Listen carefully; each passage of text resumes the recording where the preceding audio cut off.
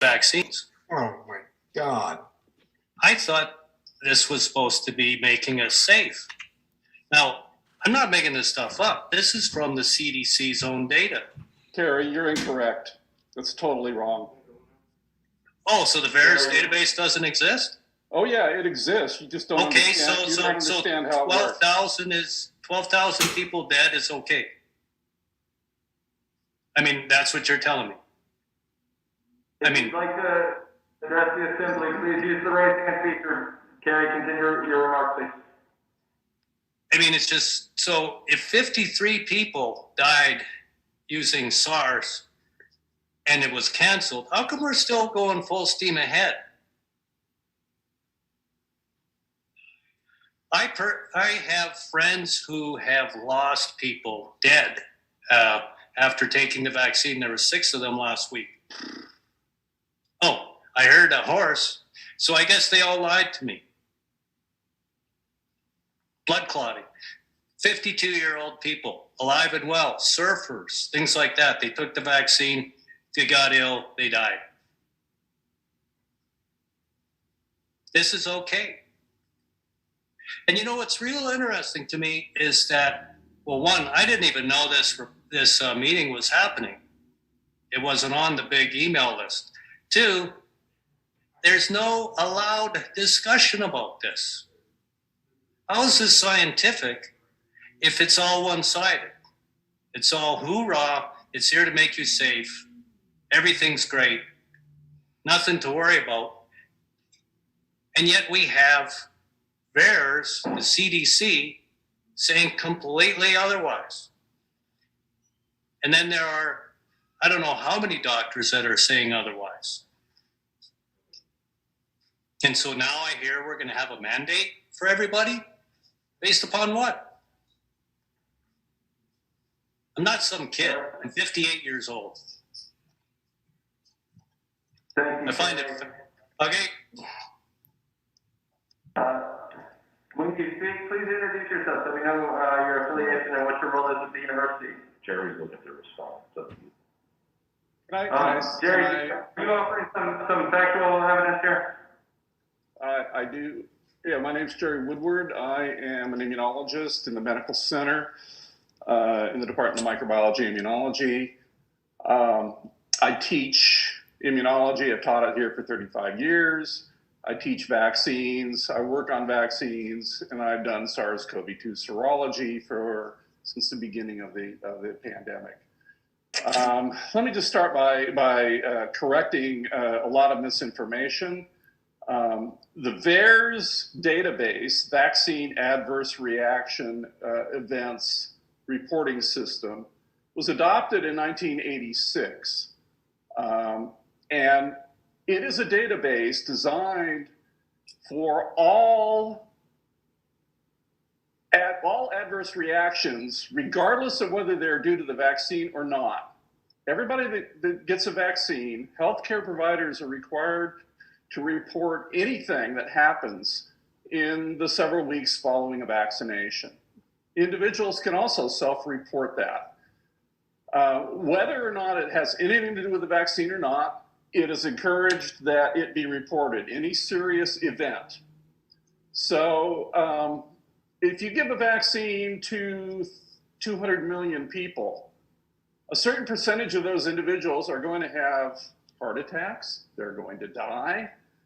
The question is, and what the VAERS database is designed to do, is it now provides a database for the CDC and regulators to look at whether or not the adverse events reported in the vaccinated group, whether we're talking about SARS or whether we're talking about influenza or polio or measles, mumps, rubella, all of these vaccines events are reported to the VAERS database. The question is, do you see an adverse event in the vaccinated group that is any different than the historic frequency of that event or the current frequency of the event in an unvaccinated population? And that is how it's always worked. It's worked since 1986. So it's totally disingenuous to go on the VAERS database and say, 10,000 people died. Well, yeah, people die in the United States. It doesn't mean that it has anything to do with the vaccine. And furthermore, the rare events that have been associated with some of the vaccines that were discovered based on the VAERS database that, for example, some of the... I think I got it, yeah. The deal is small. Yeah. So some of the rare events were in fact identified that had maybe happened in 1 in a million people, based on some of the cardiac issues that we've heard about in the RNA vaccines, as well as some of the clotting issues that caused a pausing of the AstraZeneca vaccine. Were extremely rare events, but regulators were able to see that they happened slightly more frequently in the vaccinated group than unvaccinated group. So the anti-vaccine groups have used the VAERS database incorrectly all the time, and it's misinformation. It's not correct. I would simply then echo all of the other individuals who have recommended a vaccine requirement for UK. This Delta variant is extremely dangerous. It's not the same virus that we were dealing with last year. It's extremely difficult to test our way out of it. You would need a very aggressive testing protocol. Even if we got to 80% vaccinated individuals, it would be extremely hard to test that frequently to essentially make our university livable. So anyway, I'll stop here. Samia Anwar? Hi, I'm a student senator from the College of Medicine, and we've been in school for 3 weeks now, and we had our first exam on Friday. And I surveyed some of our students for what their concerns were, and a lot of it revolves around testing and how we do not have any live Zoom sessions. So to attend class live, you have to go physically in person to campus and wear a mask. And I guess some of us are confused as to like what the cutoff will be or what the criteria will be for getting, for allowing live Zoom classes. Because right now we have to like go in person and wear a mask, and I guess we don't really know what the difference is between now and last year, when last year we were afforded the opportunity to attend class live through Zoom. Also, our exam was Friday, and it was more than 100 of us in one room sitting next to each other without social distancing, and people have concerns about how that's a risk and how we should have proctored exams with proper social distancing, because sitting in that room for 2 hours, you don't know if the person next to you is vaccinated or not, and it does feel like a risk. And we also, our second years, third years, and fourth years have to be in the hospital, and we haven't been offered any fitting for N95 masks, which I think would be appropriate because there's a chance you could be exposed to patients with COVID, even if they're not aware that they have it, because that's a risk, and we just feel like there's things that could be done to make us feel safer as students. That's my remarks. Eric? Hi, this is Eric Blaylock, a senator in the College of Medicine. So we, the other senators and I, did a poll of the College of Medicine Basic Science Department faculty. We sent out emails to 223 faculty. 186 of those opened the email, 83%. 168 of those that opened the email responded. So 90% of the people that opened the email responded. The question was, do you support a mandatory vaccine policy for UK students, faculty, and staff? Response options were agree, undecided, or disagree. There were comments that that was not the way that the question should have been phrased. It should have been yes, undecided, and no should have been the options. But the faculty still seemed to communicate effectively. 86%, as of this morning, 86% of those agree, a little over 1% are undecided, and about 12.5% disagree. We also provided a comment box for them to put comments in. I have a pretty fair set of comments from different faculty. As Dr. Blonder mentioned, I think part of the issue has been that faculty wanted to be heard no matter which side they sat on, and many of them felt like they hadn't been. So I've spoken with the other senators, and we'll pass on a word copy of what they sent. I don't want to try and read through everything. But I did think one thing that might be useful to consider, just going to throw it out there, is the idea that one reason somebody might not get the vaccine is that they are philosophically exempt. There are people here that are tenured that are so opposed to this that they would do anything other than take it. And we have to consider what we would do about that. That's all. Mark?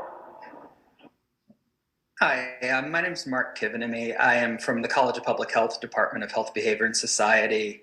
And just as context for my comments, I'm a nationally board certified public health professional. I have 20 plus years of professional experience in understanding determinants of health behavior and looking at how to encourage healthier behavioral patterns. And I wanted to say two things. The first is to continue to amplify that using the raw VAERS data is an inappropriate way to make judgments about the safety and efficacy of a vaccine. In addition to my colleague from Immunology's point about it being a broad swath of raw reporting from all sources, there are a number of mandated reporters of events to VAERS, whether or not there is any belief that they were called by the vaccine. In our introduction to philosophy classes, we teach the logical fallacy of post hoc ergo propter hoc. Just because it happened after leads people to believe that it happened because. That is the fallacy of using the raw VAERS data to make judgments about the efficacy of vaccine. In addition to the points that Dr. Woodward made very persuasively about comparative evidence of vaccinated versus unvaccinated individuals being the appropriate way to make inferences about vaccines, another important public health perspective is judging the relative risks of actions.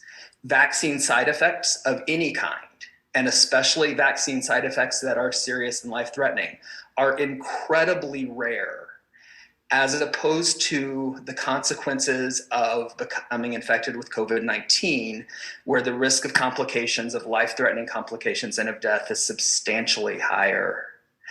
So in both of those ways, a sound judgment from a public health perspective is that vaccination of all of our faculty and all of our staff and our students would be a substantial step forward in the health and safety of all members of our community.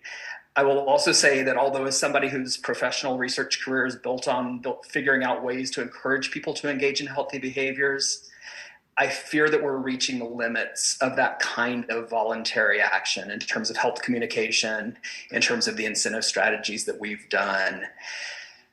The effect of a mandate is to take actions that we know are important for the health and safety of a community when individuals are not all going to take those steps on their own.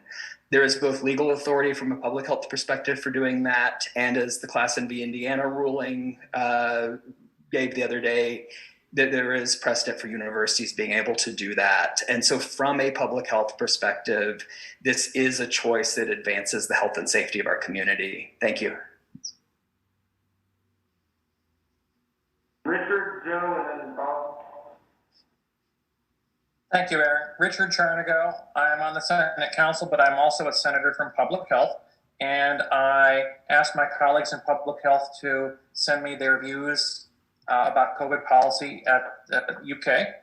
I'll report to you that the most common view expressed to me was in favor of a mandatory vaccine. The second most common view expressed was concern that people at UK were not complying with policy, or at least not acting prudently, and yet this seemed to be overlooked, even sanctioned in some way through UK's publicity outlets. But I would like to add another component to the discussion, which I think has come up with a couple of the previous speakers, but which seems to me to be underemphasized, which is that things have just gotten really bad really quickly. 2 months ago, the number of cases in Fayette County was down to single digits daily on average. When I looked this morning, we were averaging 190 cases per day in Fayette County. With things getting this badly this quickly, I don't think it's realistic anymore to regard fall 2021 as being similar to fall 2019. I don't think we can reasonably and safely do that anymore.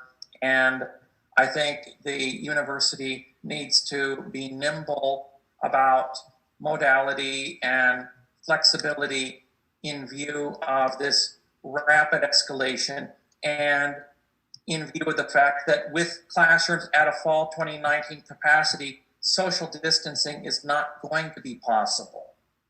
Thank you. Joe? You're muted, Joe. Sorry, can you hear me now? Yes. All right, thank you. Thank you all very much for allowing me to speak. My name's Joe Tuchin. I am an IT service staff employee. And basically, I just wanted to ask, it looked like there was no exceptions for this mandate. I mean, even the hospital, they have 2 exceptions. One for if you have a medical reason for an exception, and secondly, for religious reasons. And I didn't know if this mandate would have any exceptions.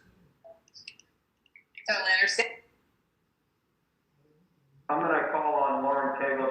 I think she's probably raised her hand to say. Yeah, I did. Thank you, Aaron. So, Joe, I was one of the group of senators who drafted the resolution earlier, or I guess last week now, to bring it to the Senate Council and perhaps the full Senate. So the idea with this resolution is this is not the mandate itself. The resolution is calling on the administration to adopt a mandate. So the language of the resolution doesn't get into any of the weeds of exceptions or implementation or anything like that. It's just saying, as a body, we call on the administration to do this because that is within their wheelhouse. We also, knowing though that is a concern, the need for religious and medical exemptions and the need for considering how a mandate would affect different people in different positions, we did include that last bit at the end of the resolution about not just calling for a mandate, but calling on it to be implemented equitably and transparently. So the idea there is equitably, right, that people who have medical conditions or religious reasons are not unfairly treated. Equitably and transparently, meaning, for example, that staff who work like a 5 to noon shift in grounds and then have to catch the bus home for their second job and don't have time to get the vaccine, that they can get it on the clock, right? So calling on the administration, once there is a vaccine mandate, to ensure that it is rolled out in a way that isn't punitive to anybody for reasons outside of their control. All right, thank you very much for answering that. I appreciate your time and your answers. Thank you. All right, Tom Grossman, then Gail. Right. Well, first of all, there are 2 things that I haven't heard said yet that I thought I should say. But before that, I also polled my constituents, and like most people, the large majority favored a vaccine mandate, but there were a couple who said no. They have their reasons for it. One was talking about informed consent, which I think has to do with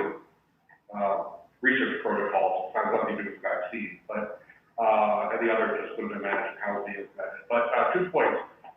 First of all, I guess there seems to be an assumption everyone was following the masking mandate, but I taught my 9 o'clock class in the Jacob Science building, and afterwards I decided to take a walk around the building and see how many students I could get to put on their masks. And every student I met was maskless. When I asked them to please put their mask on, they did. But if I later circled around to see if they still have it, a lot of them had lowered it again like this. A lot of them had it over their mouth, but not their nose. And I don't know how many of you saw a picture of a student organization that had at the beginning of the campus kind of party where people were packed cheek to jowl like it was a performance by Drake or something. Sorry, Drake Hold Down, sorry.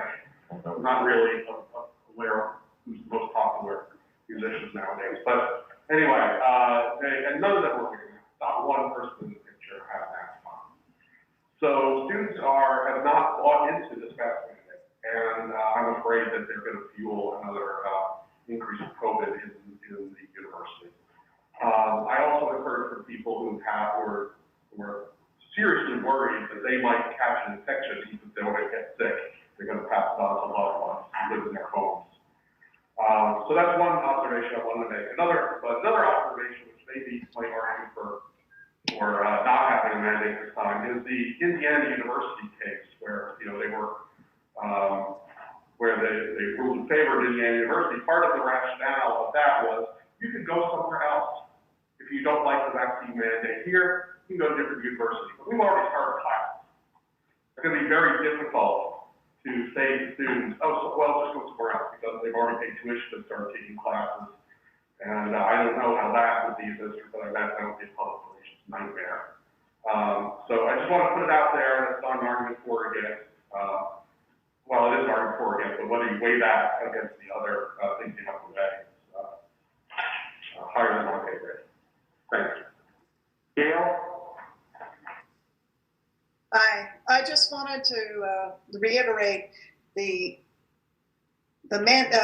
resolution that has been put together, and I was part of that, is just calling for us to start. Now, there are 740 universities that are requiring vaccine mandates across the nation.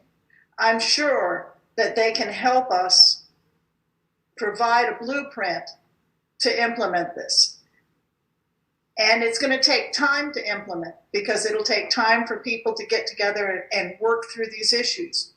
And in that time that we are trying to implement this, de-densify classrooms, whatever it takes for us to have to respond right now to what's going on, which is much different than it was 2 months ago.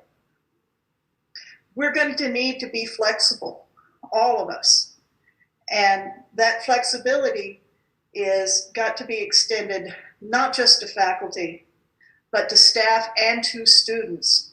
I have had students drop classes because they did not feel safe in the class. And that happened last fall. And it happened again this spring. So I think that when we're talking about this, we want to talk about being equitable to all people, and we need to be responsive to the majority of what all people want. I am sure that when we get down to implementing a mandate, there will be exemptions. But that is not what the resolution was for. The resolution is not to get into the details of how it's going to be implemented. It's just to say that we feel it needs to be implemented now. We need to start that process. Thank you. Hi, Michael Hawes, a student in A&S and student body president. We have heard from students that they're really not against the mask mandate, that they're truly just whatever can keep them in person. And that has been the same rhetoric that we've gotten towards the possible vaccine mandate. Us in student government, at least when it's come internally, we've supported it. It's something that we would assume students will also be in support of. Students just want to be in person in any way, shape, or form that we can do that. I do want to echo the points, though, that if we're going to do it, it needs to happen quickly. because as we said, students already paid tuition. We can't get to October and make this a decision in October. This is something that either needs to happen now or it has to wait until January, because at some point we have to be equitable towards our students and realize that they paid their tuition, some already in full, and we can't just tell them, oh, go to another university at this point. It's something that we support. However, if we're going to do it, we need to do it now. Lee?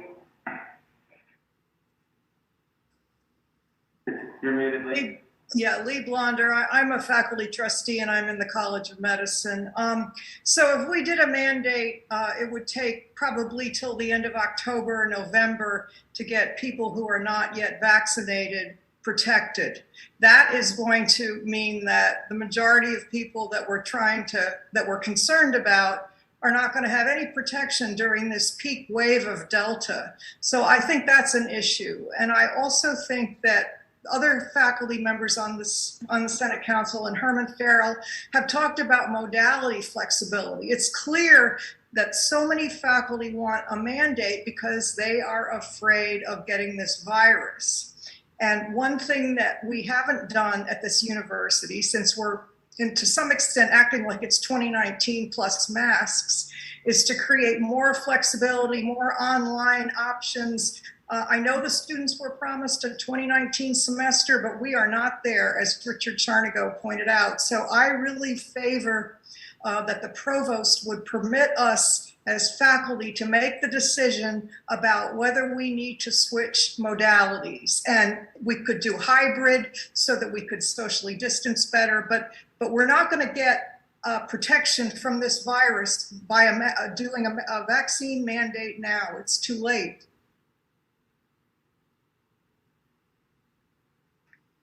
Hank? Yeah, thank you. So I'm Hank Dietz from engineering. And I just wanted to say that I did a very quick poll of the engineering faculty. And very clearly, we had a vast majority that were preferring for some kind of mandate. But there was a split as to whether that mandate should be just with very carefully vetted exceptions, or if you should be able to opt out of the mandate with some kind of special treatment, more frequent testing, things like that. The other issue that really came up, and again was a little bit divided, is this concept of exactly how we should be determining when we're going to be doing things in person versus when we're going to be holding individual lectures, individual meetings as something online. And I think the majority was wanting some kind of local control of that, but whether that local control should be at the level of the individual instructor or that should be at the level of the program that is basically deciding how those courses should be administered, that was a little bit of a toss-up. We had pretty even split between those. All right, Jerry, I think you raised your hand. I've got Robert Scrivens and Ashley McPherson, and then we probably need to wrap up this discussion, Senate Council, maybe decide what we want our next steps to be and move along in the rest of the agenda. Jerry? Yeah, I'll be very quick. I just wanted to add a couple of things that if you look at most of the universities that have implemented vaccine requirements, there is pretty much a standard way to opt out based on medical or religious or ethical reasons. And I just want to say that I don't think we really need to be 100%, that I think there will be room for people who for whatever reason, don't want to be forced to get vaccinated. And one more thing, if you look at the vaccine dashboard of many of these universities, the University of Michigan in Ann Arbor, for example, just the mere posting of the vaccine mandate resulted in, as of today, 90% of their students are fully vaccinated. And the deadline has not even appeared yet. So I think by adopting some sort of requirement with appropriate leeway, that we can get a significant percentage of our faculty and staff vaccinated. Maybe not everybody, but I think that will still be good. And I agree with Lee, it's not going to be overnight. It's going to take 2 months for this to take effect, but better late than never. Thank you. All right, Robert? Hey, Robert Scroggins from the College of Fine Arts. And my question, comment has to do with what was just mentioned about the exemption, because we've been talking about hello? Go ahead. Sorry. While I'm in agreement with the mandate, the other realities that we're dealing with are political. And, this is a highly charged, politicized topic with even some of our elected officials who have actually been in defiance of what we consider to be accurate medical information. So this has had an impact on a lot of people's attitudes with regard to compliance. But one of the questions I was having had to do with the medical option and how the university would indemnify itself from any kind of lawsuits, because it seems like those things do pop up from time to time. And furthermore, if, for people who are medically non-compliant for whatever reason, if they're not able to do that, how would that be affected?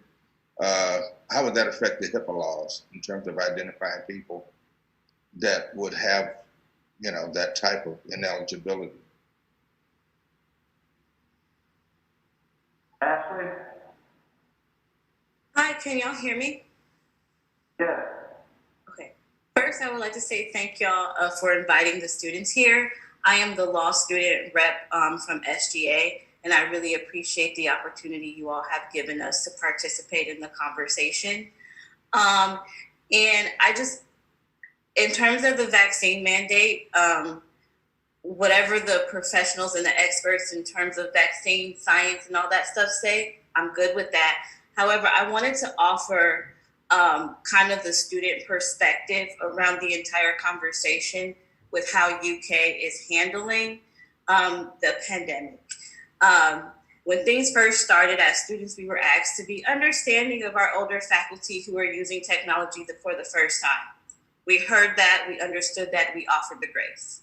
Then we were like, be understanding of your faculty who were not prepared for an online instruction and now they have to transition this semester. We heard that, we understood that, we offered the grace that was necessary, right?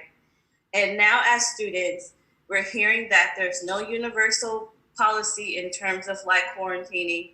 There's no universal policy on online accommodations if you have to quarantine for one reason or the other. There's no universal policy in terms of like what faculty have to do in terms of a student experience if we have to not be in person.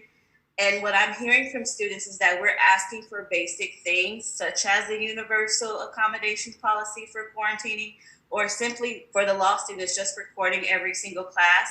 And we're being told that that's up to the professor. And if we need any type of accommodations, I have to go to every single one of my professors and ask them individually and get a different answer from each of them. And so it feels like we're getting the runaround. And I feel like throughout this entire conversation, the students have been offered very little grace in terms of what the experience is like for us and in terms of what you all expect from us and how we are supposed to be able to quickly adapt to all of the changes that are being made. And not necessarily that the changes and the decisions are bad. I just think sometimes that we're forgotten about, but then we're still expected to perform as if we are not in a pandemic, but no one else is supposed to be able to perform at that same level, from the staff all the way up to the most senior faculty members. And so I just ask all of you all to continue the conversations, to keep students in mind, and whatever you do, please continue to offer us grace, because right now, I know I'll speak for the law students, we don't feel it.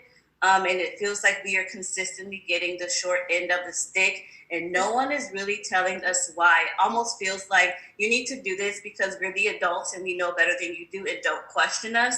When a lot of us are adults ourselves, a lot of us are non-traditional students, a lot of us have kids, a lot of us are married, a lot of us are living similar lives to the faculty and staff. And so I just wanted to say that I do appreciate everything. but I would just encourage you all to continue to keep the student experience in mind, because right now it feels like we're getting the runaround and no grace. All right, I'm going to let Provost DePaula speak for a couple minutes, and then I think that Senate Council members should discuss and decide what our next steps are. Senate Council. You know, I'm happy to talk about it a bit. And first off, I just want to say, and I mean this, you know, personally. Can you hear me? I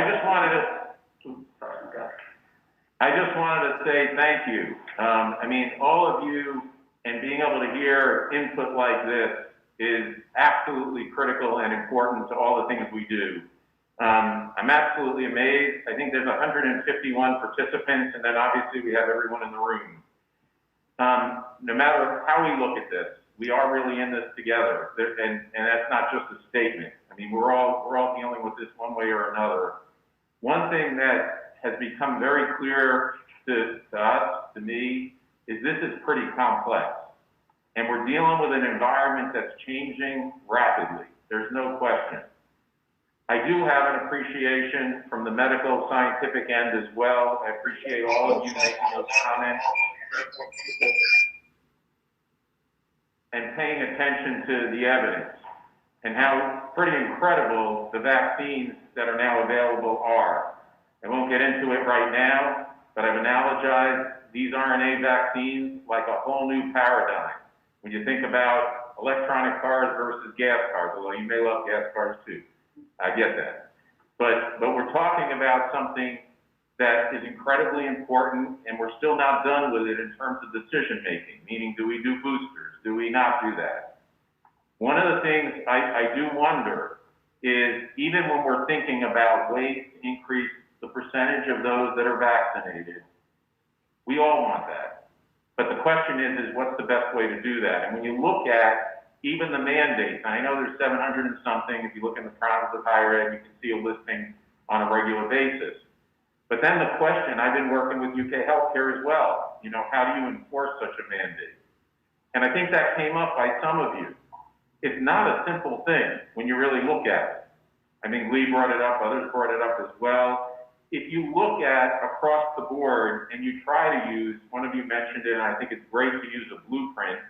When you try to look at some of those institutions as a blueprint on how they mandated and how they enforced it, you look at those like University of Illinois, which is listed as one of those 700 and something, but they basically say in here, if somebody doesn't get vaccinated, they're required to participate on the on-campus COVID testing program.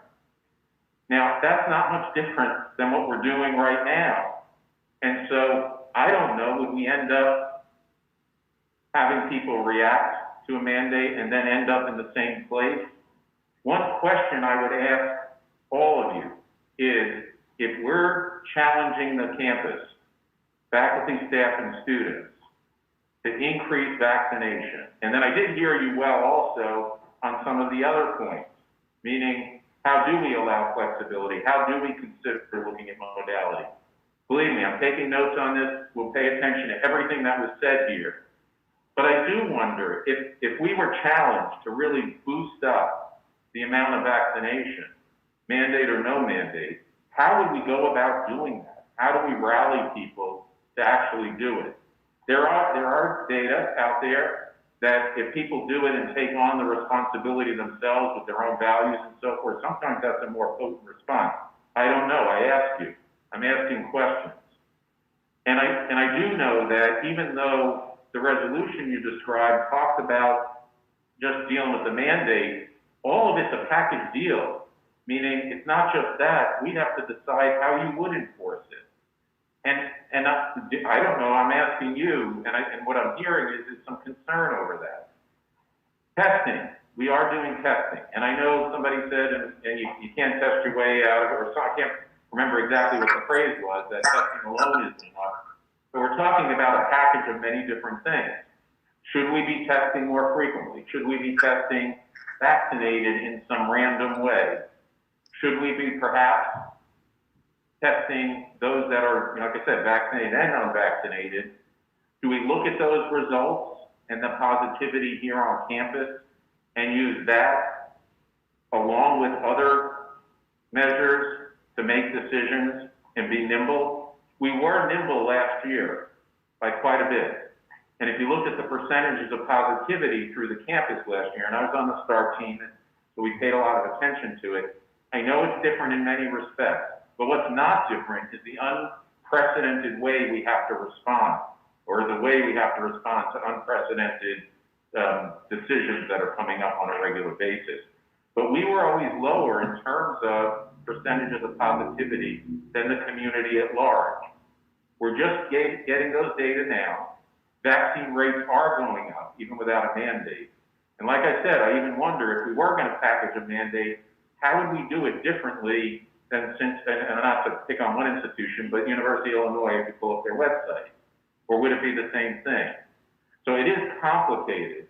And we're going to ask you for advice on that. But if I were asking you all, how do you increase the rate of vaccination now, even right now? And as Lee pointed out as well, even if you did immunize and vaccinate, it takes a little bit for that vaccination and immunity to come up. There were also a number of comments that came up. Jerry did a good job in responding to some of them. Be careful, we got to rely on the evidence, and I know you are, but I think that, for instance, if somebody has COVID, that is not as solid immunity as if you get COVID and vaccinate. Vaccination does a better job than just getting COVID for many individuals. So keep in mind, there's evidence out there. We should be paying attention to it. Lee talked about rates in terms of the accuracy of a vaccination in terms of preventing either symptomatic disease or other disease. I'll end in a moment. And there's data, for instance, I point to, there was a New England Journal paper that just came out about a week ago with an actual direct comparison with a case control study. So there are things we can talk about, but the bottom line is these are incredible vaccines.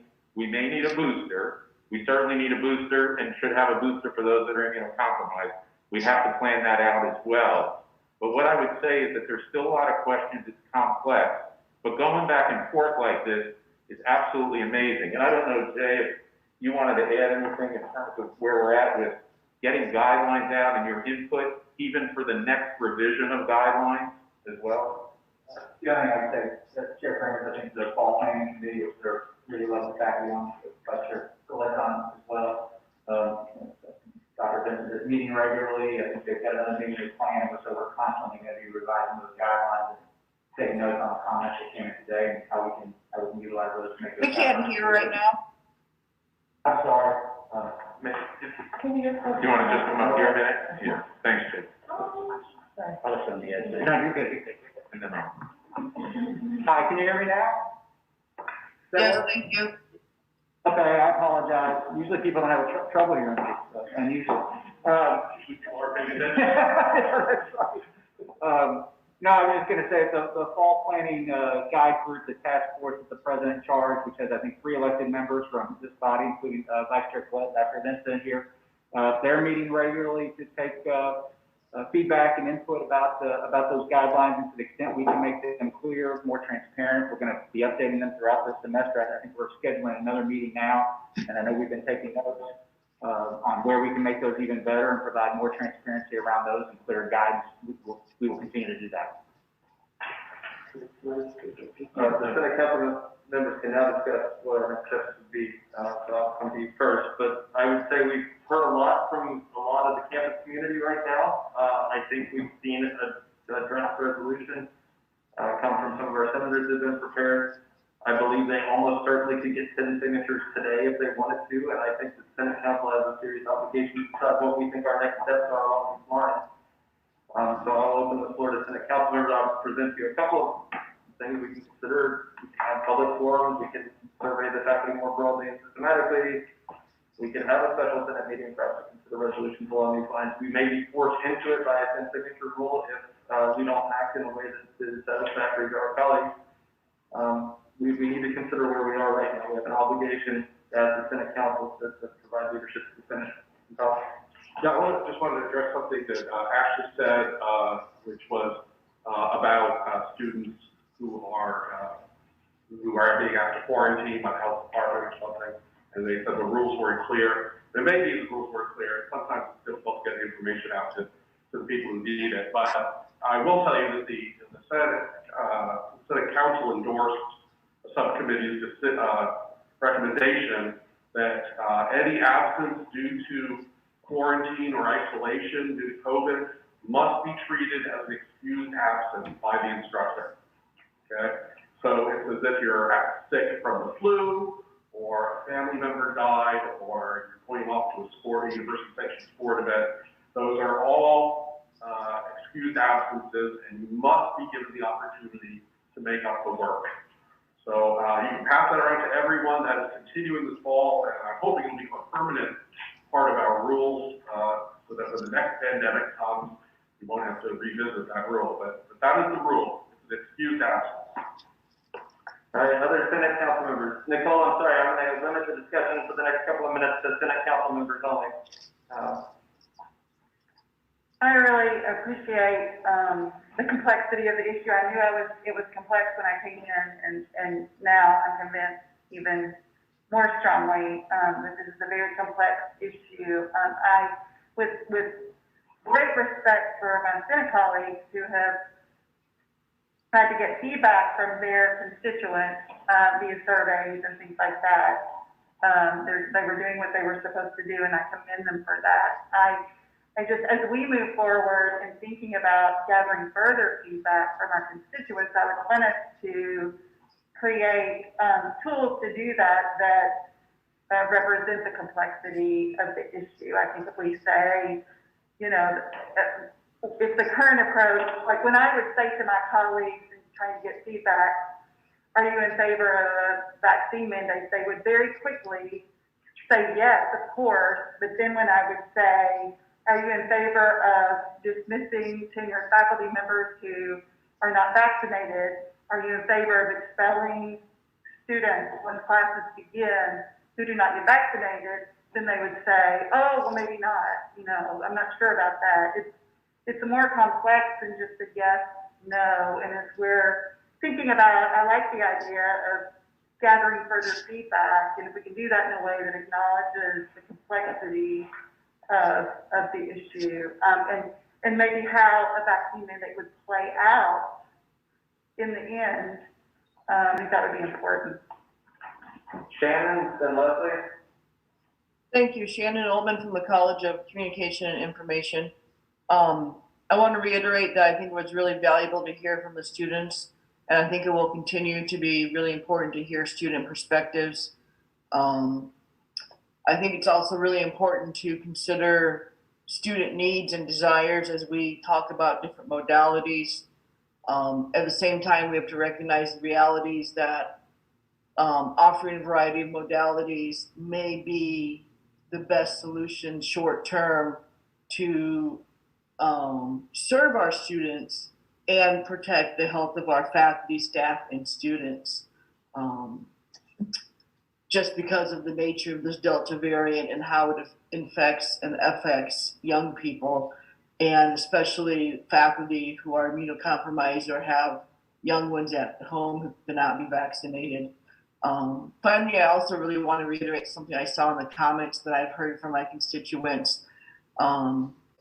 Folks who are immunocompromised, folks who have ongoing health concerns, who haven't vaccinated but are still particularly susceptible, they don't feel like things are equitable right now because they cannot come to campus, or if they come to campus, they're at very, very high risk.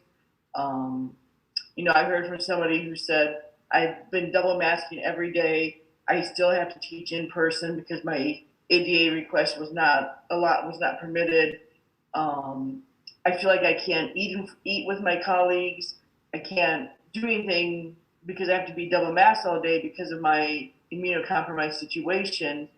And she feels like she's not being treated equitably compared to other folks who have sort of free reign. So I just want to throw that consideration out there as well. Leslie? I just want to go back to a point that Michael made that really resonates with me. We have to do this quickly if we're going to do this for this semester. And so I don't know where that leaves us, but I do think time is of the essence. I would agree as well with Leslie. I think we don't have a lot of time to do several surveys around, different open forums. I think we have to kind of act quickly on what we possibly can do or may do. We have to look at the ramifications, obviously. If we do put those mandates in place, I would strongly urge that this would be a conversation that you would have in the next 24 hours with the president and provost to decide where's the next place to go here. Other comments from Michael? I think it's worth bringing up the fact that students in residential areas are required the flu vaccine 2 years ago. Personally, I forgot to upload my meningitis vaccine until October of my freshman year, and nobody ever emailed me. I was never student conduct or anything, but the vast majority of students have the meningitis vaccine. Same thing with the flu shot. The vast majority of students were able to get it. It leads to the ability to where there wasn't a massive flu outbreak on campus. You don't necessarily need to have extreme consequences for a vaccine mandate. There is the language, there is the idea behind the word mandate that will create a lot of students, faculty, and staff to get it. We can look at this just from the perspective of in New York mandating it for all inside businesses. In New Orleans, where they're making go to a Saints game, get vaccinated. Students, faculty, and staff will do it if they're just told to do it. Having this limbo where it's the choice, while I think there's value in having that personal choice, you will undoubtedly get a higher number and higher rate of students, faculty, and staff getting vaccinated if you just call them. Marilyn? I agree. I think we need to make decisions quickly, and there are complex issues that have all been raised. I think we've kind of got two issues. I can't hear. Can you speak up? I'm sorry. I think we have two issues. Here we go. I'm sorry, I'm masked and I'm not very loud anyway. Can you hear me now? Jerry says yes. Okay. I think we have two issues. One is the vaccine mandate, but the other is what about teaching modality? We have students who are already concerned that they're being expected to sit 2 or 3 feet away from each other and take an exam for an hour and be exposed to whatever, COVID-19 variants might be floating around. I think we're sitting too close in here. I mean, last year we were told to be 6 feet apart. I'm not 6 feet apart from everyone in this room. And again, we have immunocompromised both faculty and students, who are in a situation where they're vulnerable. And I think we need to have some flexibility. And to wait for all this to be approved by different committees, or by the ADA, I think there just isn't time. The semester's already started, and certainly the professional colleges started, previously. We have to allow people more flexibility. Just a very brief comment. I didn't mean to go ahead. I'm sorry. Well, that was my point, that I think we have two issues to consider. One is the mandate, and one is, can we have more flexibility and modality of instruction? The flu, we can get the data, but I understand the flu vaccine they weren't that compliant even though we mandated it. Still can't hear. Okay. It was about 80% in the residence halls, but it was less on campus overall. You need to be louder. The question was whether how compliant students were with the flu vaccine. As an example, yeah. My bigger point with that is if it's higher than average, there's at least that benefit. I think was more what I was trying to get at. Okay. Yeah. So we're already at that level. Something? We'll pass you the mic. No, Thank you. Okay, so I don't want to speak as a student that has only known. I've only known online learning. I'm a sophomore now, so this jarring jump to being in person, and I was not expecting this many people to be going out of a building at one time, going into a building one time. And I think a lot of students, just like me, are still having that thought of being like, oh, this is way closer than it used to be. And I think the issue of modality and having that flexibility is something that I miss as a student, because I now fear, I'm like, oh, what if I do get COVID? I'm now out of class for 14 days, wondering if I'm getting the same experience as an in-person student. Greg? Yeah, greatly appreciated all perspectives and everything. it really does feel like we're running against time, and we're falling each day, further and further behind time. It's just not on our side. It also feels more challenging even than last year. I don't know about you colleagues, but it feels much more challenging. I see the students' faces, first day of classes. And so we need to make a statement as the UK community that we need to do that urgently. And also we're going to have to dig in and be more sensitive to the issues of modalities, the child care issues. Is a key thing. We're already confronted with that over at our camp. And we have an international student that's planning to fly here in a few days to start his UK academic career. We need to identify and maybe the triage what are going to be the implications, the biggest implications as the tackle goals. And it seems like the challenge piece keeps coming on the radar. I'm confronted with that with colleagues and students more and more. But this feels more challenging than even last year. And it feels like time is slipping away from us. Leslie? Yeah, I want to go back to Marilyn's point. It does really feel like two separate issues. The one that I actually think is trickier is the modality. Students have registered for a certain experience. It may not be the experience that they thought they were getting. To provide flexibility also increases workload significantly. I think it's really complex, and while I appreciate all sides, I don't really necessarily know what the right answer is, but there's a lot of things that happen with that flexibility that as we're discussing, I don't know, there's pluses and minuses, I guess, that. But I just want, again, going back to that student perspective, there's going to be a portion that want to be in the classroom. There's a portion that really want the flexibility. There's a portion of faculty that want to be in the classroom and don't want to make the accommodations.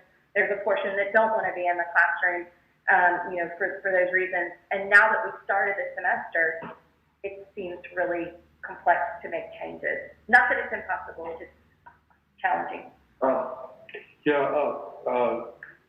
I agree with something that Richard said, which is that the virus we're dealing with today is different from the virus we were dealing with 2 months ago. So whatever the students were promised 2 months ago, we can't hold ourselves to that standard because the virus is different. I mean, it's a lot more contagious and it's a lot more deadly than it was, and to younger kids as well. So I think if we decide early in the semester, if I'm talking about like this week, that the situation's changed and we need to go back to a lot more online instruction than we would like, I think we need to. That's something we need to allow. And say to the students, we're sorry, but we're trying to protect everyone here. And again, you were promised something a couple of months ago, but no one knew that the Delta variant was going to appear and behave the way it did. Next steps, I've got Shoshana telling me I need to work with the president and the provost over the next 24 hours. I'm happy to do that and report back to the council. I think you guys get paid those. I can certainly take that as an action item and report back to Senate Council within 24 hours how that goes. I do think we have a time issue that a number of you brought up. We're into the semester now.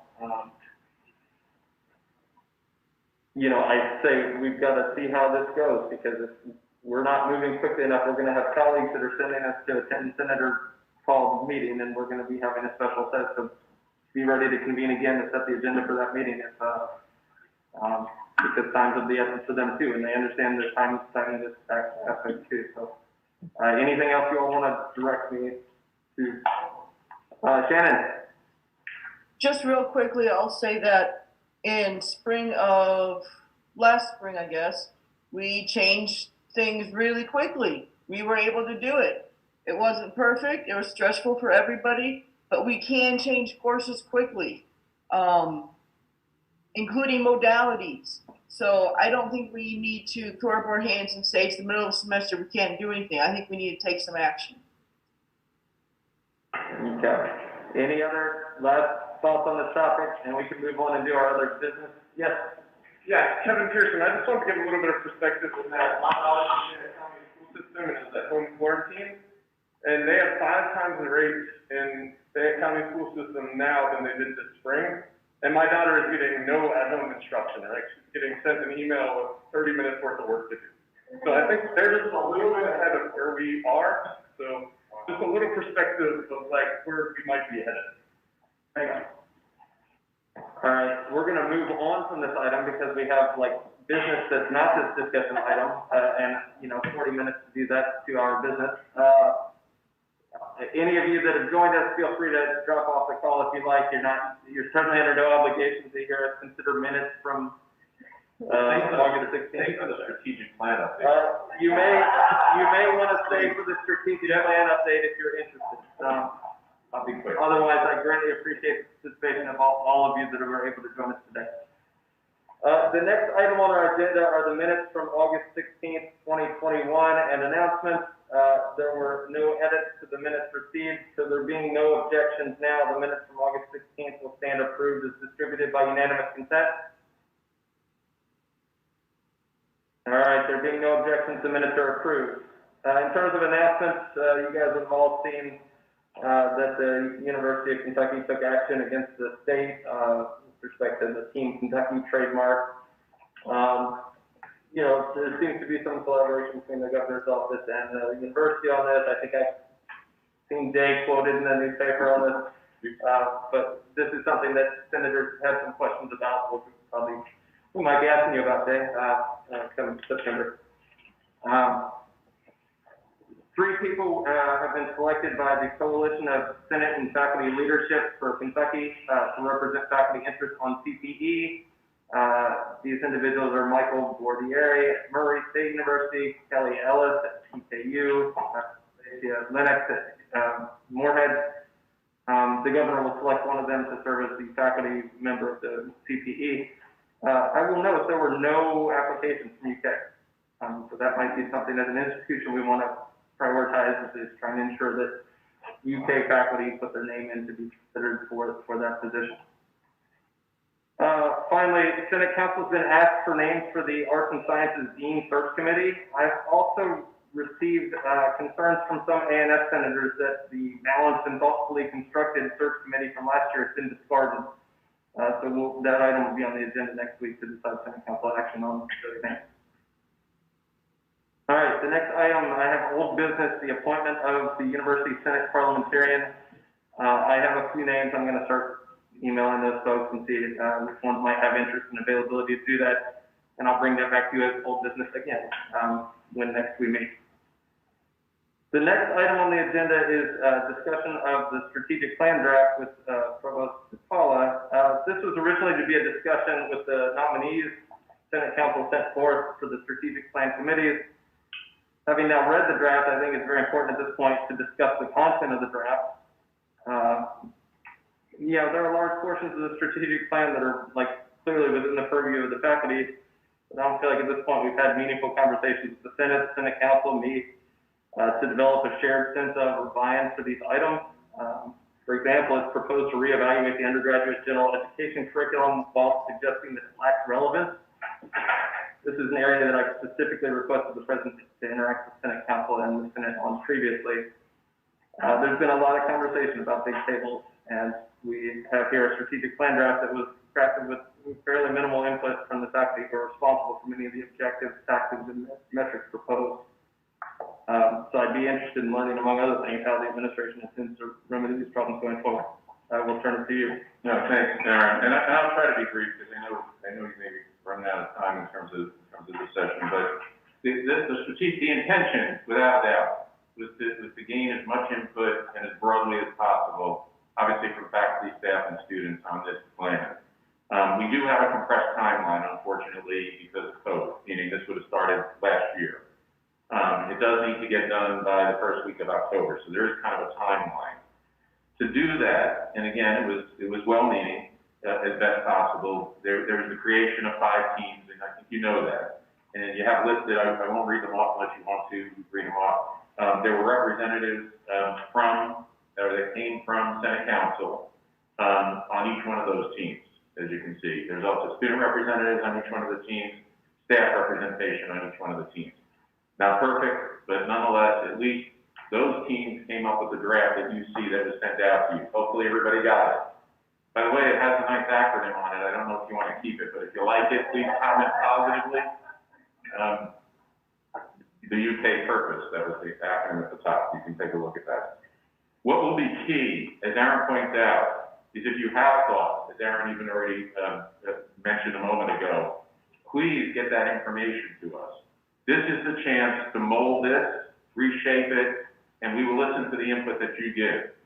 So if for some reason you feel like you don't have the right venue or whatever to get that information across, you can also feel free. I mean, I was gonna say email me. I'll probably get 1,000 emails, but if there is something you want me to be aware of in particular, please let me know.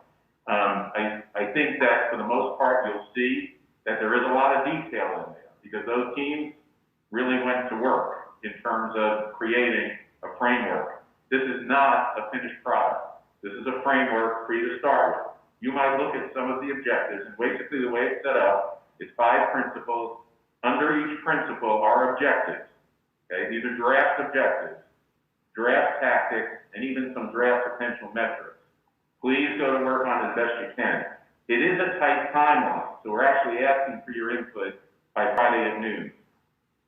But just if you can, I'll stop there. I mean, the bottom line is, any of the concerns that you have, any of the thoughts you have, and especially from a creative perspective, if you think of things that the teams didn't think about, we'd be receptive to that. That will come back.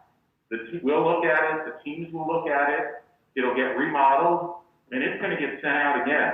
So there's gonna be another round of this, and I can outline kind of the timeline for you as well. This is your chance to have a strategic plan that we all feel proud of, even though this is the first draft. So I'll leave it at that.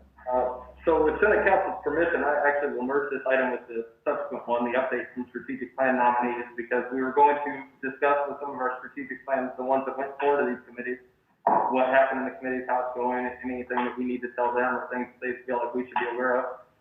So I will go ahead and at this point introduce who is working on the strategic plan as faculty representatives that we sent forward. Recall, we were asked for nominees over the summer with like a 24-hour kind of timeline.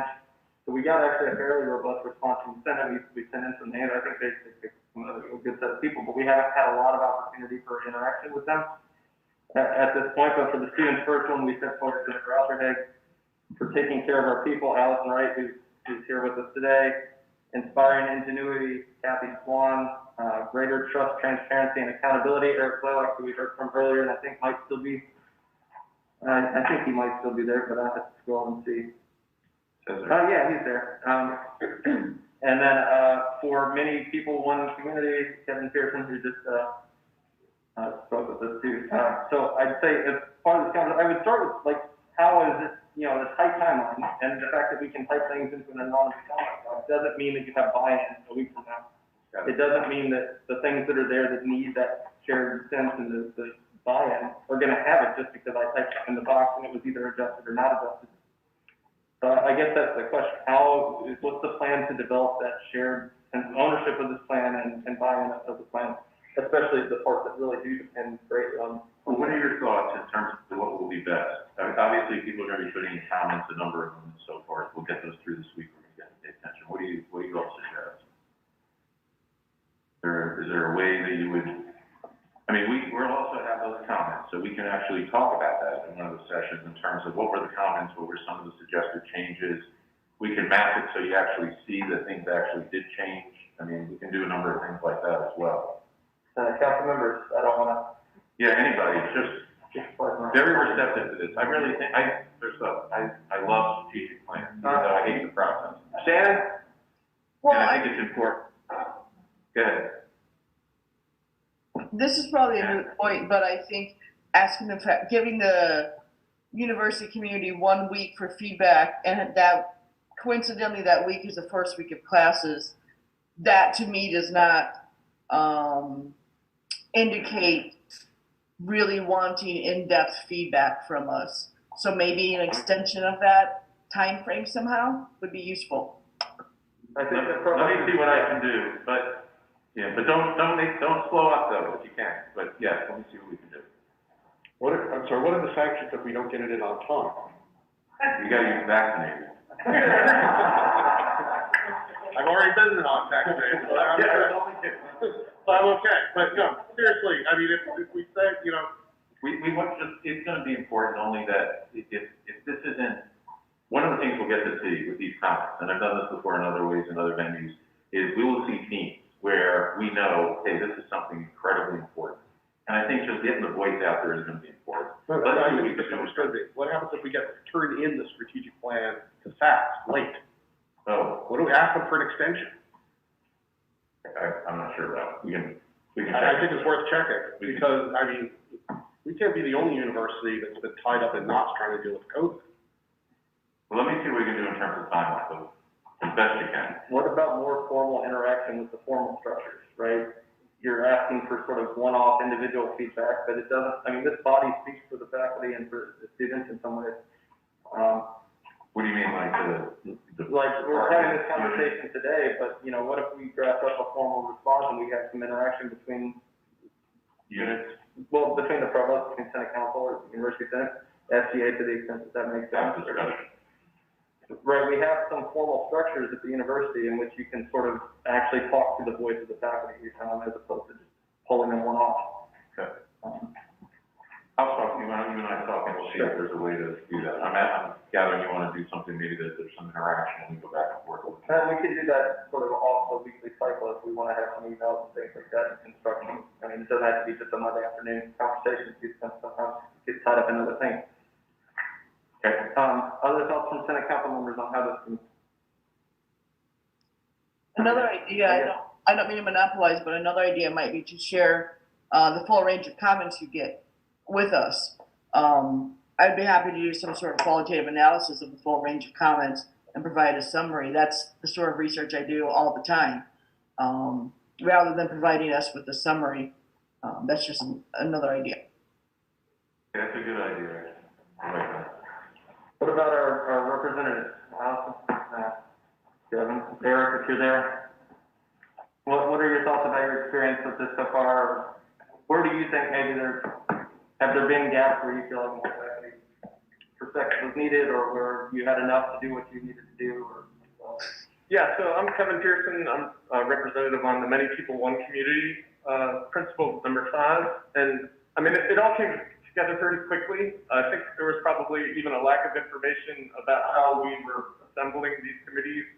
But looking at our group, it was a very diverse group, many deans, many important people on the committee, but also including students and staff, and then faculty like myself, right?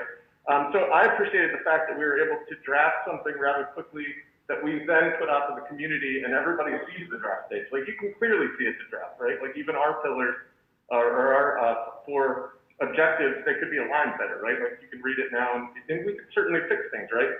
But I can say that there are 10 people on my committee, and we all have very differing opinions. So to even come to a draft stage was a complex process over a few weeks. So then to take feedback from 25,000 to 40,000 students, faculty senate, Senate Council, I think it's going to be a lot of work to do, but I think as long as we communicate and continue to do what we've done, that we're going to end up with a great finished product. Kevin, thank you. Allison Wright, college administrator. I have Pillar 2, taking care of our people, and I totally agree with you on that. It was remarkable at how fast we were able to come up with a draft, and kind of just being able to recognize and appreciate that we share a lot of the same concerns across colleges on this university, and things that I hear at the College of Dentistry that faculty, staff, and students are all frustrated with is the same at College of Arts and Sciences or College of Nursing or even with engineering. It's the same problem with one university, and we're all sharing a lot of the same issues. And we took approach of the wellness across, whether it's mental, physical, or financial health, was one of the biggest concerns that's facing all of us, and that it's important to recognize that health, the health of the University of Kentucky, is partnered with the health of the Commonwealth, and that we can't really make a step forward with one if we aren't looking at the other just as well. So I was really encouraged with what we came up with, and while it is a draft and clearly it needs changes and it needs to be aligned, and it's kind of almost a brainstorming kind of effect at this point. It was intriguing and engaging, and having all of us just be able to come up with something to put on paper as quickly as we did was very encouraging.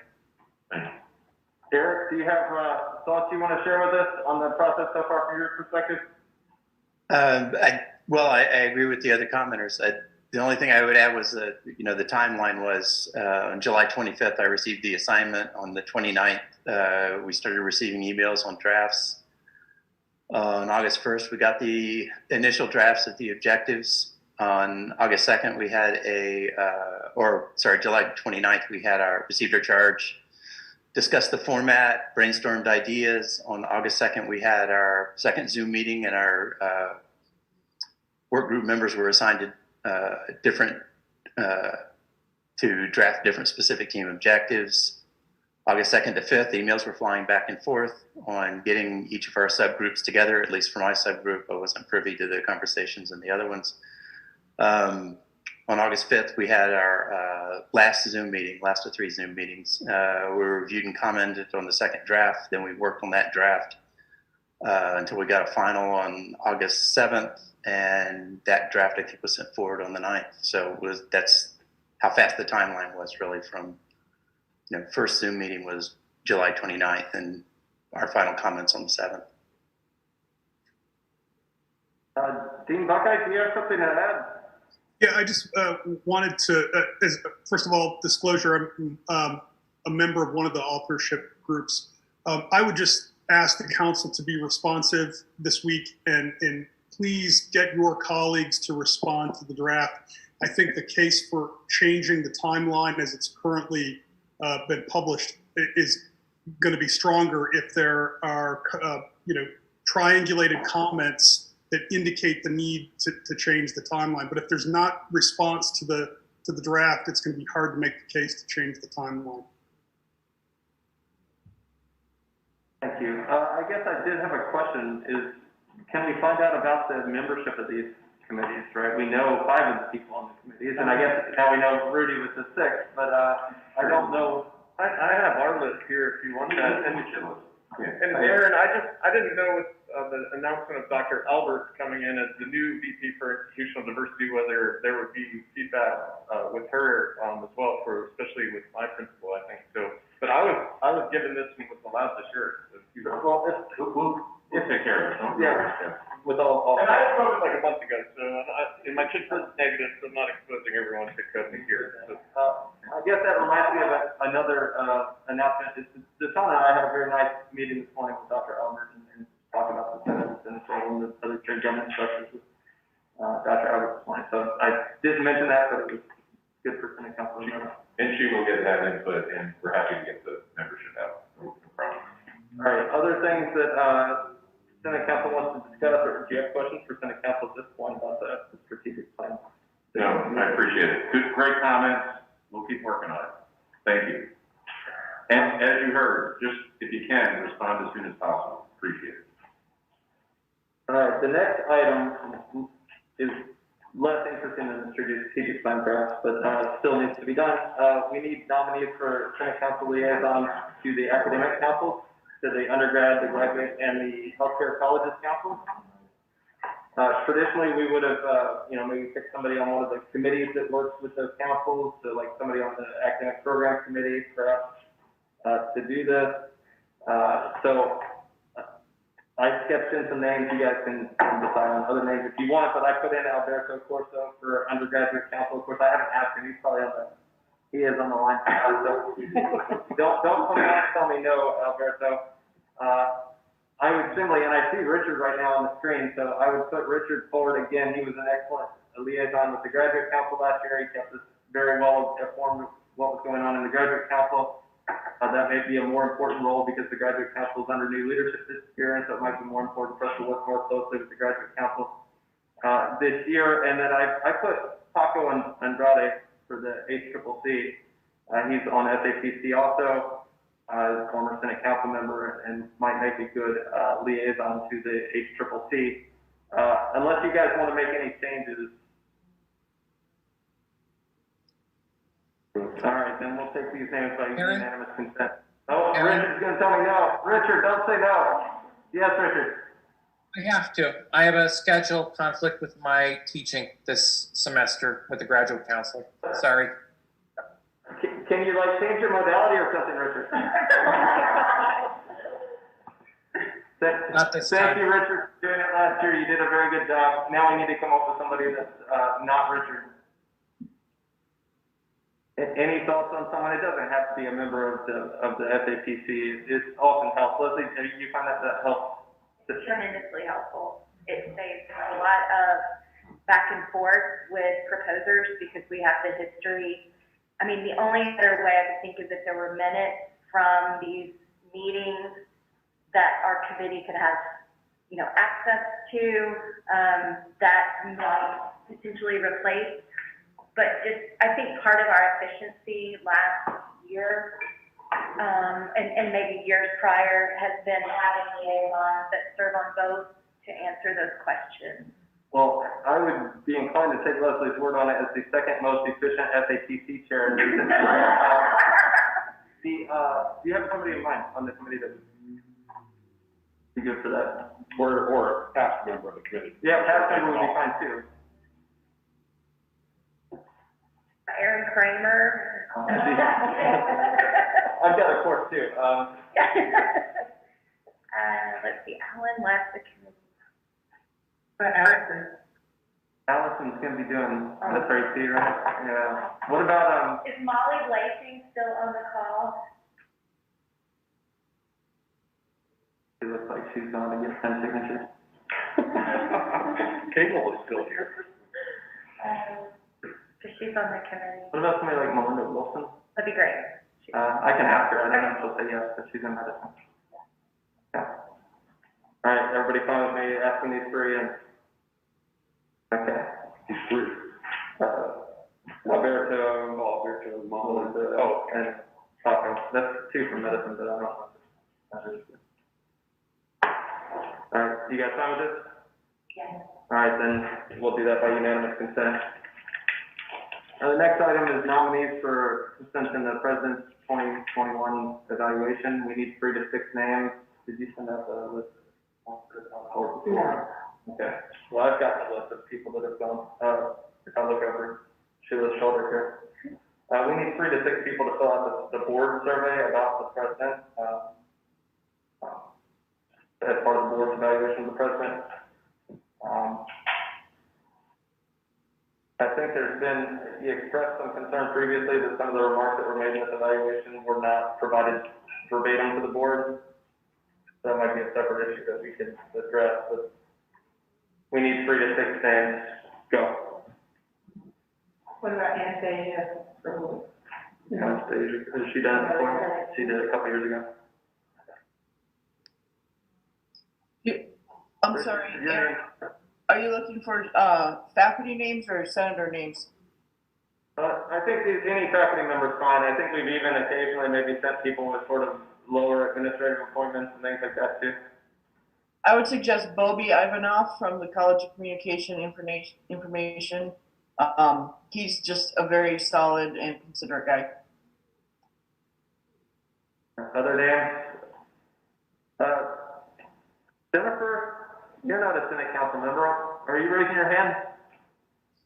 I am. I was just going to give you a name. You don't have to accept it.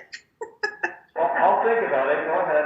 I was going to suggest Michael Healy from the College of Law.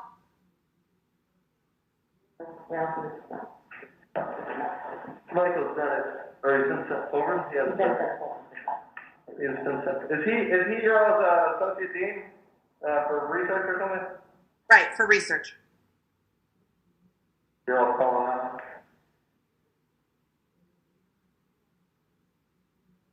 We can tell Jennifer no now, she does. I'll write Michael Healy down. Of course, he's also the chair of our SAPPT. What about Candace Harvey? We can, put candidates if you want. Any concerns with any of these names so far? I was gonna suggest Beth Rouse and Hospice Education, so if that, maybe if Candace says no or something. So what was the alternative there? So what's the name, Beth? Beth Rouse.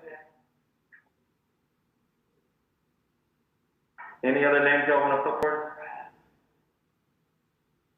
Can you give me some more information on like who makes an ideal candidate for this committee? Somebody that understands, how the president's doing and can provide earnest feedback to the board about the president's performance. We looked at the questions that we're going to be asked, remember? Yes. Sent out here. Yes. Thank you. Can I nominate Jennifer Byrd Poland, please? That'd be 2 associate deans in the College of Law. I didn't realize that, my mistake. I still like you. That's just Mark Meyer from chemistry. Mark Meyer from chemistry was suggested. He's a former chair, but no longer a chair. Any other, let's see, 1, 2, that's, I have 5. Any other? I like Hospice Education, it's 3, but, you know. I was wondering if she, would have been on the list. Yeah, she did it like 2 years ago or 3 years ago. How about Ken Trotsky from Gatton? And he's a senator too, so. Yes. I've got 6 names. Are you guys good with these 6 names? Okay. I don't think it matters how we order them. They're just gonna pick which ones they think they want to pick, I think. All right, we good with these? All right, by unanimous consent, we'll send these 6 names in. Okay, the next item on the agenda, we're doing fine, guys. We're gonna get out of here. Perfect. Our proposed changes to the 21-22 farm fee calendar. There's no one here on behalf of this, but they were specifically asking for changes to the start and the end of various rotation blocks. It was fairly minor sort of changes. Any concerns about this calendar change? I think you need a motion. I do. Okay. I move that we approve the calendar changes, or approve. So to the Senate, does it need to go to the Senate? Do you still want to transmittal? No. You should give me like the changes. Yeah, we make the change and report to the Senate. Okay, so I move that we approve the changes as proposed. Okay. All right, motion by Grossman, second by Follett. Any debate on this motion? All right, all in favor, raise your hand, or on Zoom, raise your hand.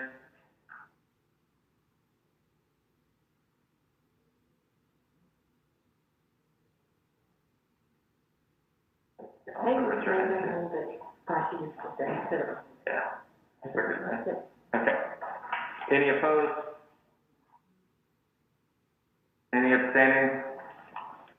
All right, that motion passes.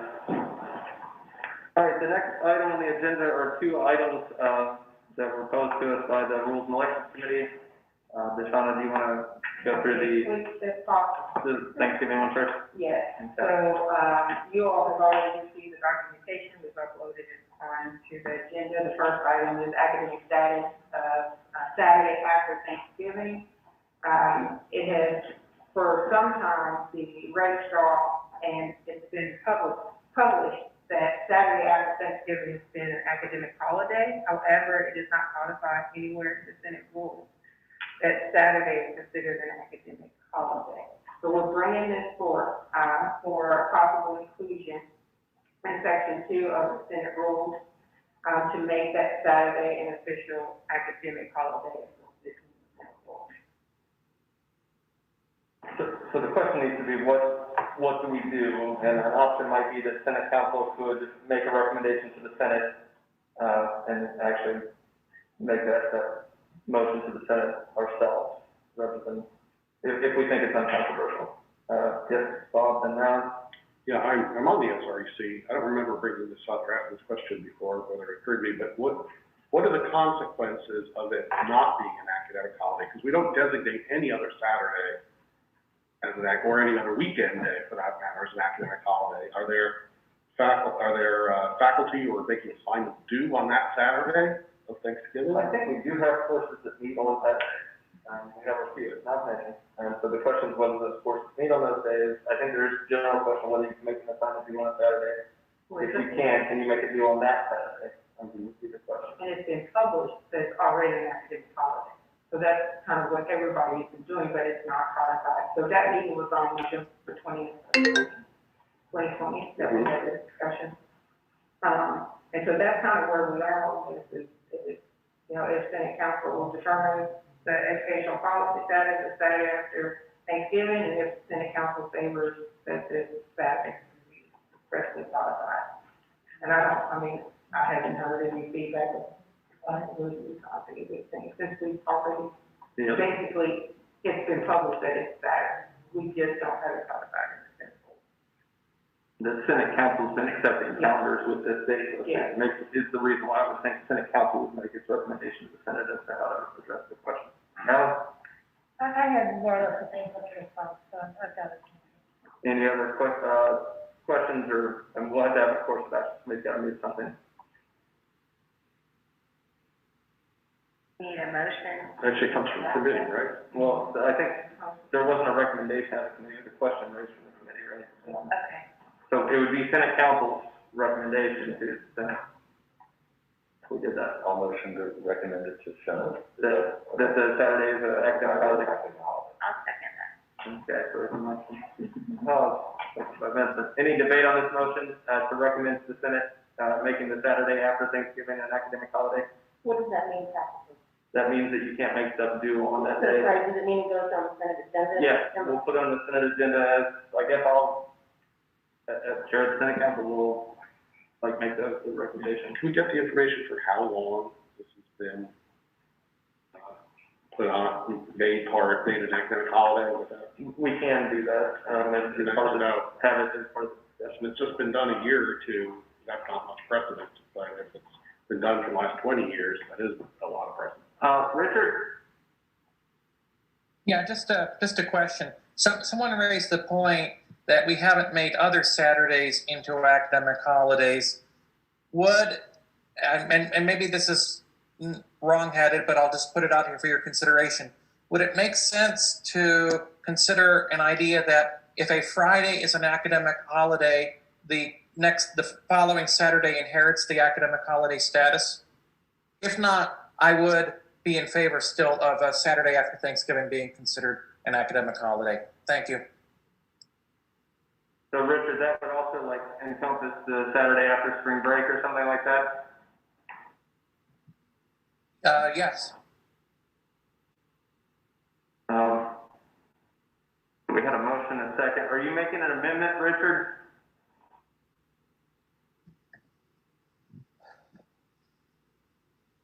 Okay, I'll put it as an amendment, and you can discuss, debate, vote it up or down, I guess, sure.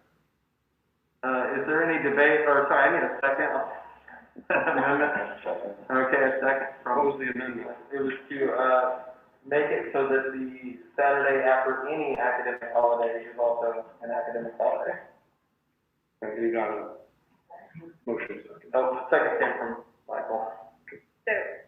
Right, are we debating? Yes. Go ahead. Yes. So let's say July 4th is on a Friday, and I'm teaching our class. Does that then mean that Saturday would also be an academic holiday? Right now, it's not treated necessarily that way. That would be the effect of Richard's amendment. Okay. If there are classes being offered on Saturday, even during the regular term, and those classes are offered only on Saturday, we'd be taking a substantial part of their instruction time away by extending this to other Saturdays other than the one after Thanksgiving. So I think this is not a good idea. So you're speaking against the motion? I'm speaking against the motion. Or the amendment to the original motion. Davey? I was just going to note, somebody asked for the history.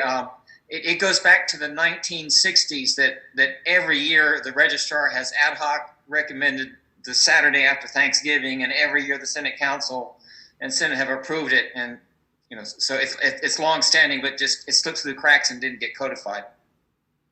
All right, so we have an amendment to make it any Saturday after an academic holiday. We gotta vote that one up or down, and then we gotta vote up or down the either original or amended motion. Any further debate on the amendment to make any Saturday following an academic holiday, an academic holiday? All right, Senate Council members, raise your hands if you want to vote yes.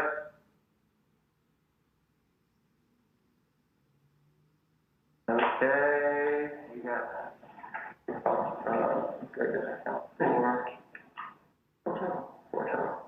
okay. Senate Council members, raise your hand if you'd like to vote no.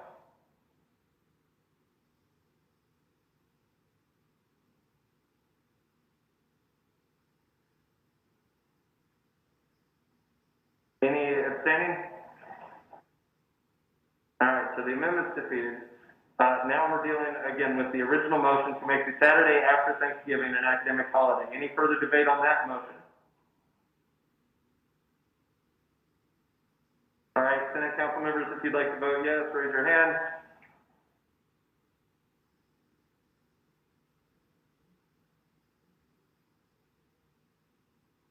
If you'd like to vote no, raise your hand.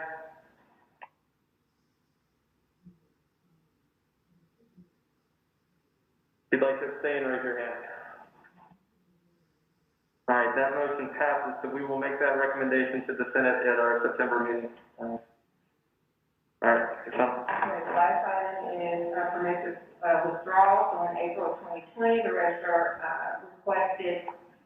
made a request concerning SR 1.721 and SR 5.173 about permissive withdrawal of post-midterm withdrawal.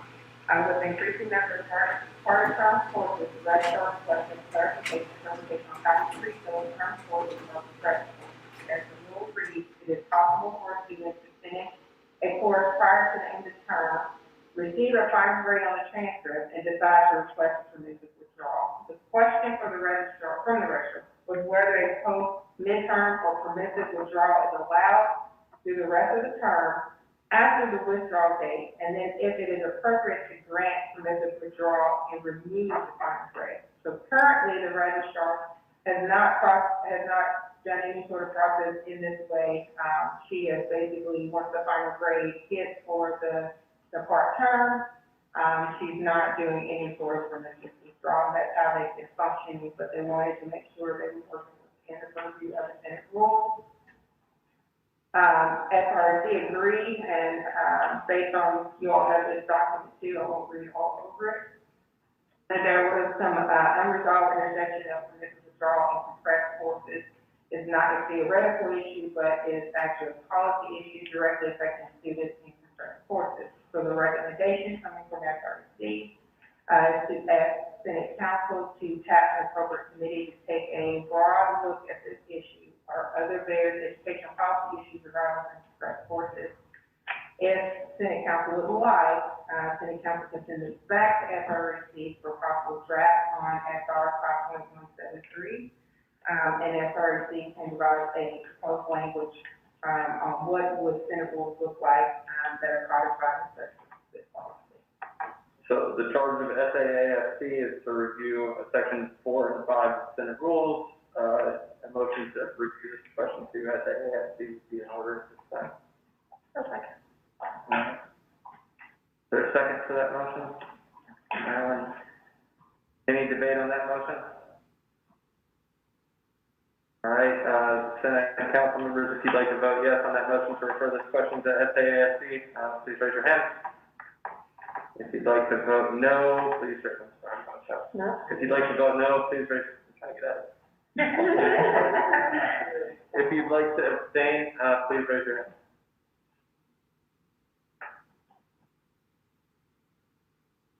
Okay, all right, that motion passes, so we'll refer that item to SAAFC.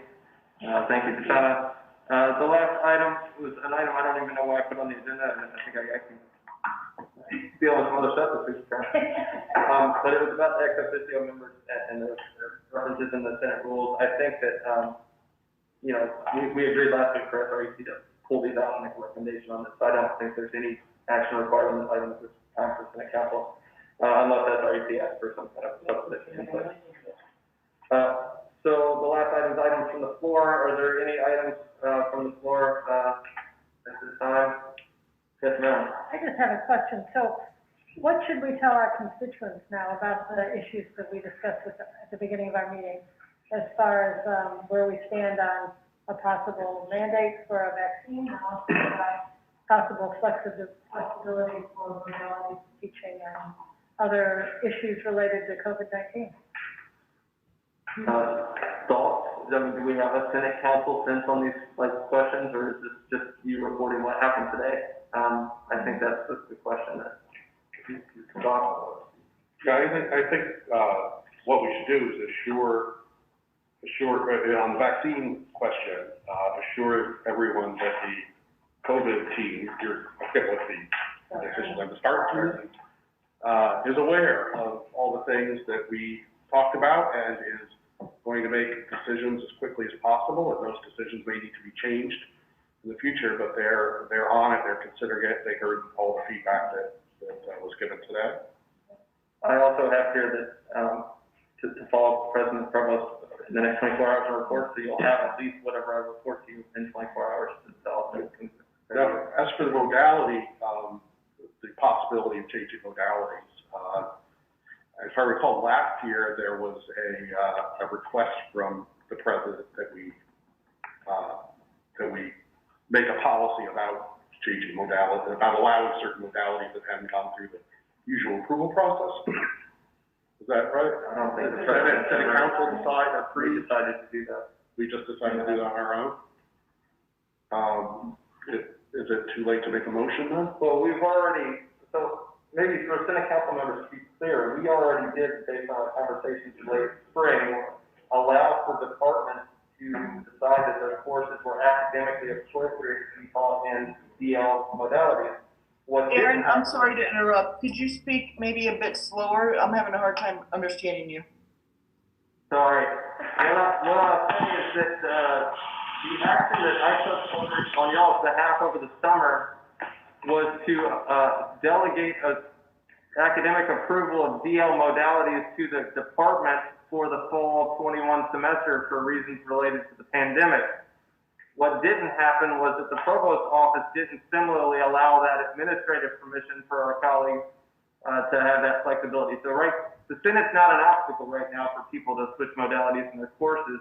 It just has to be decided among the department faculty or by the department chair on behalf of the department faculty that that's appropriate in the department. What needs to be true for it to happen then is the administrative permission, which is not currently widely available. So I guess I would like to make a motion then that the Senate Council ask the provost to, I'll take a look at it. We do have a process on it, but it can't be too cumbersome, the process. Yeah, we could take a look at it. Yeah. Okay. Maybe I'll talk with a few of you offline in terms of just how it could be clearer, less cumbersome, that kind of thing. Yeah. But I mean, if you want to make, I mean, that's it. That's the difference between informal and well, we informal. put the board down, so I was gonna. I'm here. But I would say, that, to be fair, this is a point of conversation that we've had over many months now, and, well, 2 at least. Is it August? It is. 50 days. 50 days. Yeah. It's like July 1st was an important day in your life. And I got each day. But I would say this has been an issue that I've been pressing on pretty consistently for 50 days, and he was pressing on the previous proposal before that. And so it's not that this is an issue of like. I think the policy actually came out on the part, like the transition part, but we could take a look. Well, it's not a new issue, but it's a different issue. I mean, it was a different issue in late June or early July than it is now. Yes. Because COVID-19 is now, they say 100% is the Delta variant, and it's spreading very rapidly and more dangerously. So I think it is a different issue than what we talked about in May, June, or even early July. What administrative steps have to happen? You said, if the department says we think that it's okay to switch to. Right now, they're requiring well, you can. I'll just say that just briefly, and we can talk more about it another time too. I don't want to hold you, but right now we have a process in place where if anyone, it can be instructor or whatever, and in some cases there's not a chair, it's not a department, but if there is a department, they can go to their chair. We did just require that the dean be involved in the discussion. The dean approve it, comes to my office. Katie Cardarelli is the point person. if there needs to be ADA looking at it, it goes to the ADA to look at the accommodation for health or for disability possibilities for accommodation, and obviously we would address